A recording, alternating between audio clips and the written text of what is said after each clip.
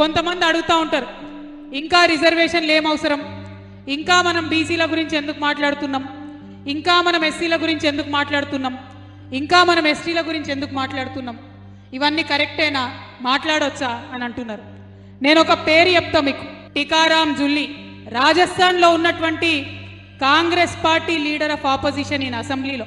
శ్రీరామనవమి నాడు ఈయన రాజస్థాన్లో ఒక రాముడు గుడి దగ్గరికి పోయింది. అందరితో పాటు ఆయన కూడా శ్రీరాముడు గుడికి పోతే ఆ గుడికి పోయి బయటకు వచ్చిన తర్వాత భారతీయ జనతా పార్టీకి సంబంధించినటువంటి ఒక నాయకుడు, ఈ కాంగ్రెస్ పార్టీ నాయకుడు పోయి రాముని దర్శనం చేసుకోగానే మైలబడ్డది, ఈయన వచ్చిపోయిండు అని చెప్పి పాలతో అభిషేకం చేసిండు. మా గుడి మైలబడ్డదని ఇయాలటికి కూడా మాట్లాడుతున్నటువంటి దౌర్భాగ్య నాయకులు మన దగ్గర ఉన్నటువంటి పరిస్థితి. రాముడికి ఇష్టం లేదా?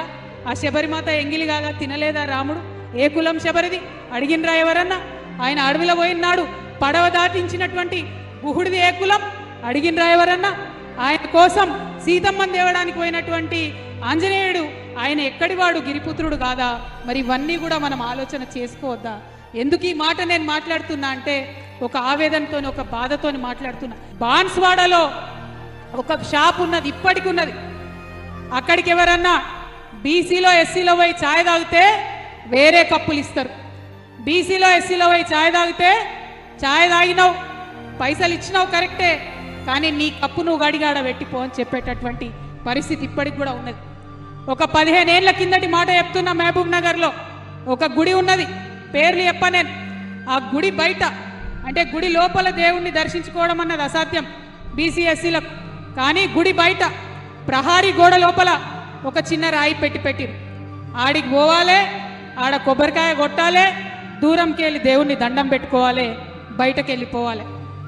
పాపం ఆనాడు అక్కడ ఉన్న ఎమ్మెల్యే గారు, ఒక రెడ్డి గారు, ఆయన అరే ఇట్లా అన్యాయం జరుగుతుంది, నేను సహపంక్తి భోజనం పెడతా అని చెప్పి ఆయన సహపంక్తి భోజనం పెట్టి మనందరం సమానమని ఒక మంచి మెసేజ్ ఆయన ఇచ్చిండు. కానీ ఆ మెసేజ్ ఇచ్చి పాపం మా పెద్ద మనిషి వంగనే మళ్ళా పాలు తీసుకొచ్చి గుడంతా గడిగినటువంటి పరిస్థితి ఇప్పటికి కూడా ఈ భారతదేశంలో ఉన్నది. ఒక ఎస్సీ ఎస్టీలకే కాదు, బీసీలకు కూడా అనేక సందర్భాలలో అనేకమైన అవమానాలు ఇప్పటికీ జరుగుతున్నటువంటి పరిస్థితి ఈ భారతదేశంలో ఉన్నది.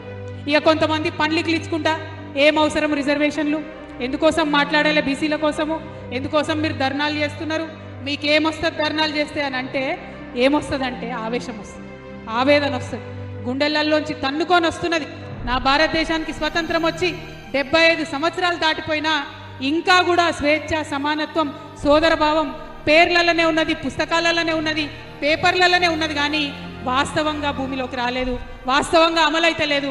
ఆ ఆవేశంలోంచి పుట్టుకొచ్చినటువంటి, ఆ ఆవేదనలోంచి పుట్టుకొచ్చినటువంటి డిమాండ్లే ఇవన్నీ తప్పితే పొద్దువోక వేసే ధర్నా కాదు.